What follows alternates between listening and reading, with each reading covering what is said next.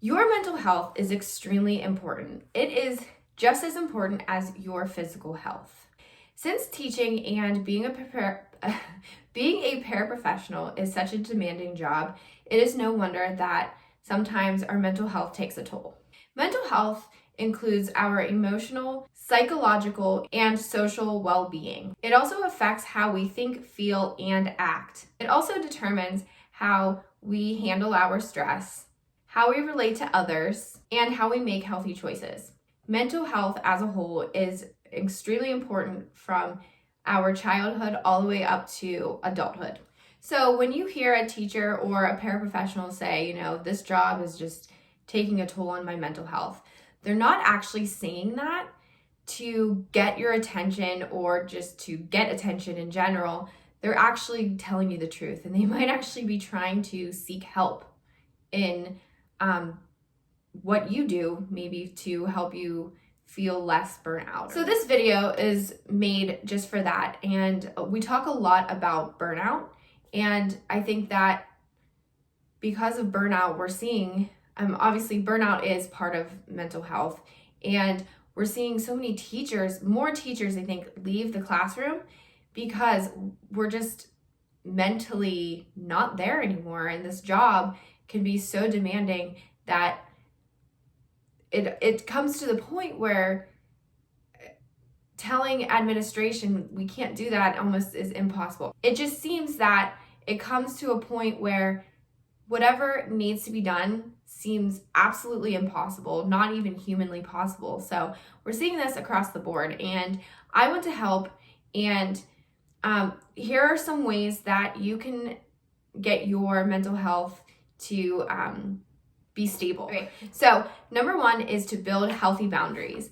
Building healthy boundaries is really, really important and key. And if you are someone like me who is a people pleaser, it doesn't come naturally. So it's something that has to be learned. Some people who have the personality of being a little bit more like bold, I want to say, saying like, no, this is my time to do this, or they have a natural tendency for boundaries, and which is great. I wish I was like that, and I wish I had known that when I started teaching, but this came to me my first year of teaching, and setting boundaries just creates freedom for yourself, and they're personal. So just think about what makes you tick.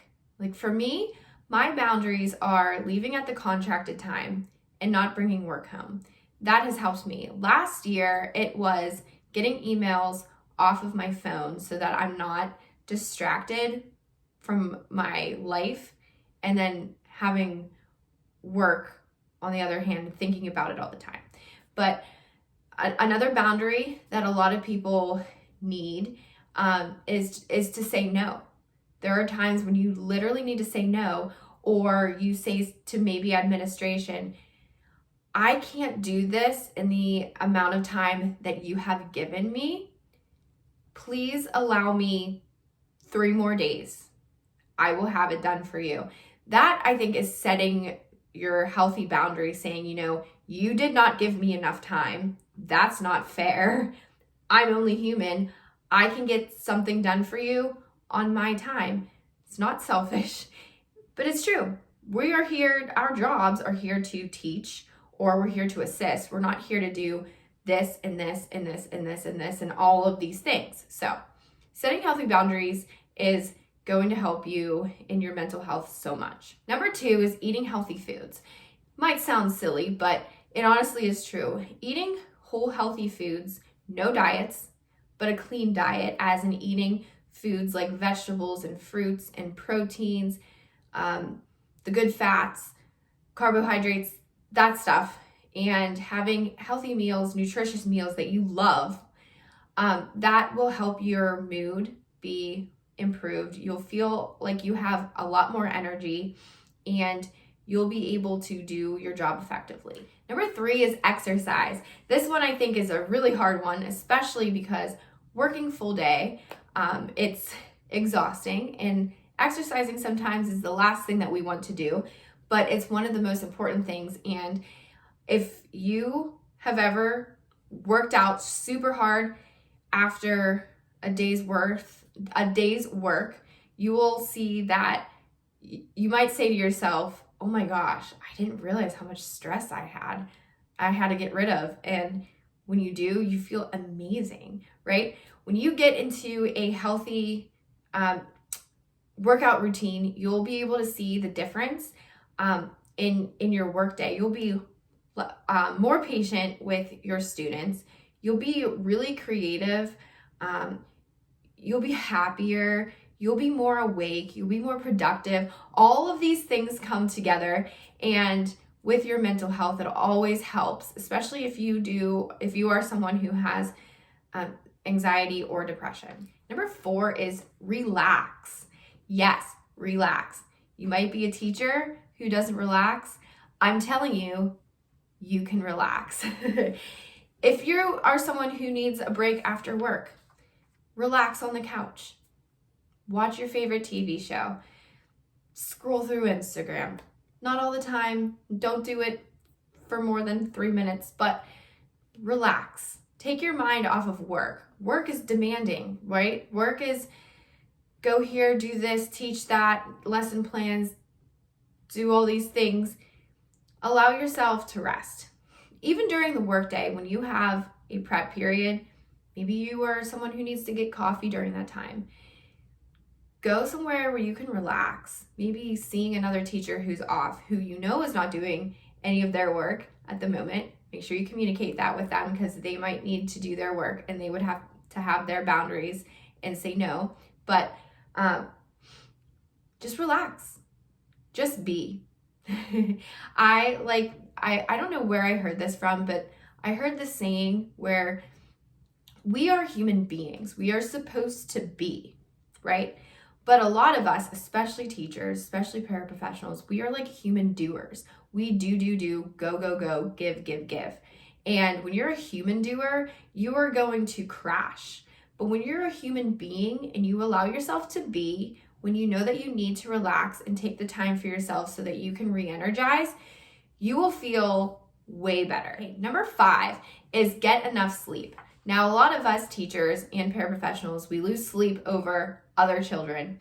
And honestly, I think it's just because we care and we want to be able to keep them from falling through the cracks. We want them to be so successful. And sometimes that's hard, and sometimes it's the parents.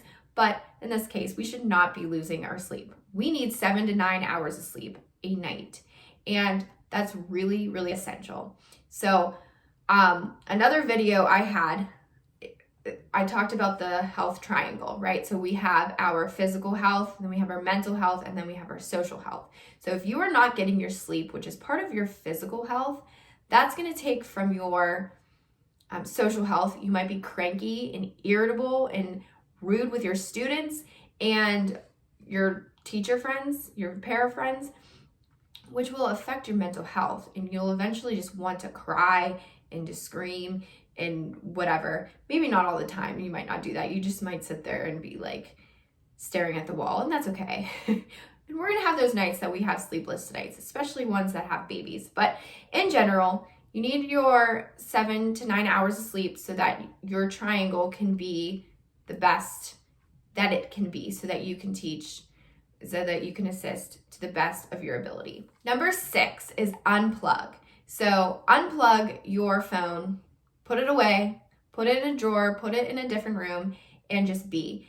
This could be time that you could do some meditation. And meditation doesn't have to be long. It could be like 3 minutes long. But this could be also another time where you can just sit with relaxing music on. Or maybe you need to be present with your own kids that you have, or your husband or your wife. Spend some time with them and just be, relax, and be present.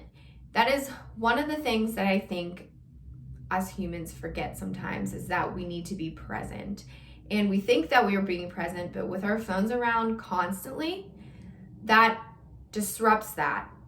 So if you have the time to unplug your phone from 3 minutes to 20 minutes a day, if you're addicted, take the time. I promise you that you will feel so much better. Number 7, take mental health days. Yes, you are allowed to take a mental health day. And what I mean a mental health day is take the day to do what you want. Like binge watch a show on Netflix or HBO Max. Take the time to just wake up late, do whatever you want. Those are really important. And I feel like on the days that I take mental health days and I just let myself be, when I unplug, I relax and do what I want, that next day when I go back to work, it's like less stressful and I'm excited to be there. I'm like ready to be at work again. So taking those mental health days are really, really important. And I think it's really important when we do take the mental health days that it's planned, right? Like sometimes we get sick towards the end of the day and we're like, oh, maybe a mental health day. And then the stress of that guilt comes in where you're like, oh shoot, I have to get a lesson plan for a sub. I have to find a sub. What am I going to have the kids do? Oh my gosh. And you get yourself all frazzled.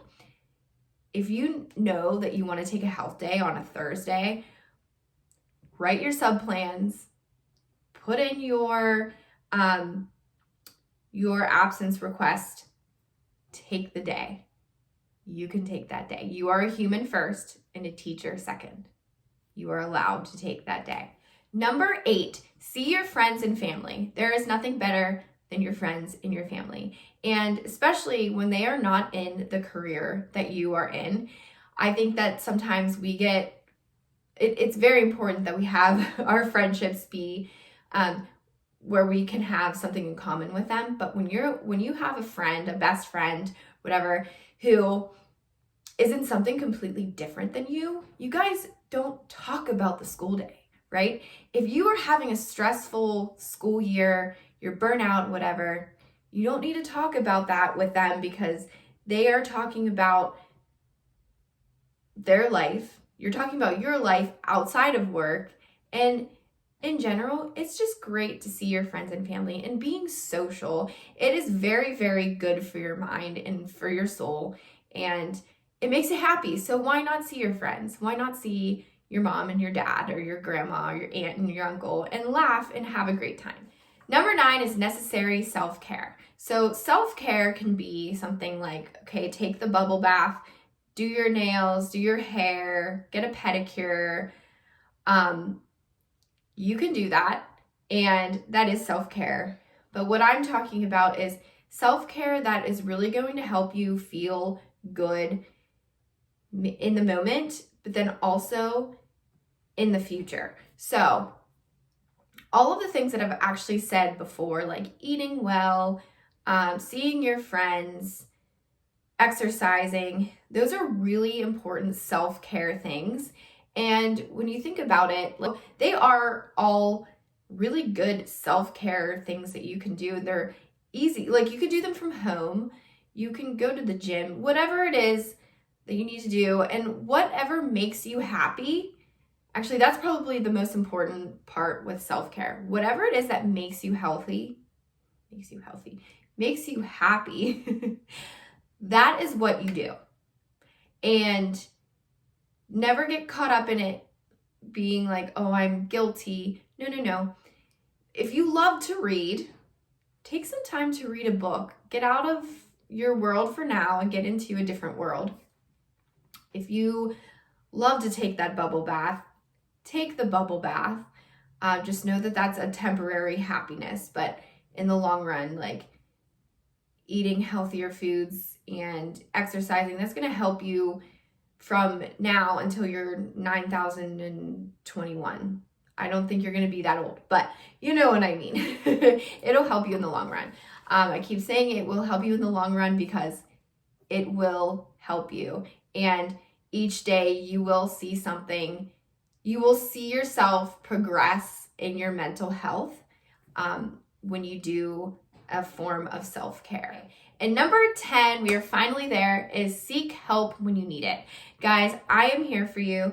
I have a one-on-one coaching program called From Burnout to Brilliance. It is a 90-day program. It is to help you to do all these things that I'm saying. I will help you get into the mindset of like growth mindset. I'll help you figure out how to get the boundaries that you need. If you need boundaries, we can talk about fitness and nutrition and all of that stuff. It'll be great.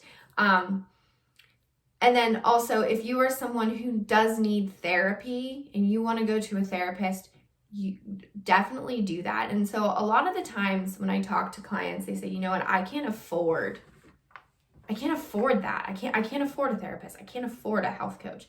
And although I'm not going to share my prices here, if this is something that I would share if you want to, you can apply and I will talk to you about it. It is very reasonable and it's at a price that teachers and paraprofessionals are able to pay. But I want to say one thing about prices. And this is just my opinion, but when it comes with your health, if it is involved in your health and you can't pay that price, you need to pay that price. And I'm not saying that like if you have $10 in your bank account and it's $20 to, okay, well, maybe you need like another month to go by before you have more money in your bank account, right? But what I'm talking about is set aside all the other things, budget your time, budget your money, and spend that money to get your health in check, right? It's just like going to the doctors. It's just like going to the dentist. Your health is your health. Mental health is extremely important. And if you are someone who is seriously seeking help, maybe you are having feelings of suicide, or you're having feelings of hurting someone else, or you're having a drinking problem, or maybe it's binge eating or eating disorder, whatever it is, it doesn't have to just be the burnout. My advice to you is you need to seek help. And it does not make you a weak person. This makes you a very, very strong person to come out and get the help that you need. When you apply, I will get back to you. We can talk about a day and a time, and your first call is free. And this is just to see if you would be eligible in the program. And if you want to, once you see the prices, you can say yes, and we can continue on and I will give you the help. However, if you feel a health coach isn't right for you and you need to go to a therapist, I strongly, strongly advise you to do. Even if you want to talk to me and vent, get out what you need to, and then it's extremely important. Again, your mental health is so important, and you deserve to feel your best and be your best. So that is all I have for you guys today. Thank you so much. I hope that this helps. Please share this video with your friends who are in education. And remember that you are a difference maker. I believe in you, and I will see you in this video.